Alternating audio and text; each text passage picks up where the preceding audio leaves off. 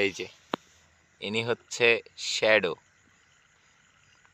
আর ইনি হচ্ছে শান্টার। রাতের বেলা আমরা আমাদের বর্তমানে যে ধানের প্রজেক্টটি আছে এখানে এসেছি। মূলত এটি একটি মাছের ঘের।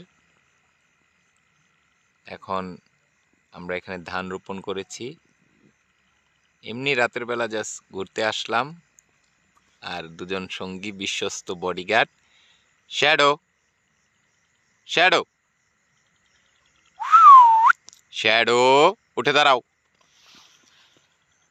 ভেরি গুড, বসো। শান্টার শান্টার শান্টার।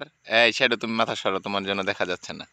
শান্টার শান্টার কিছু একটা দেখতে পেয়েছে মনে হয়।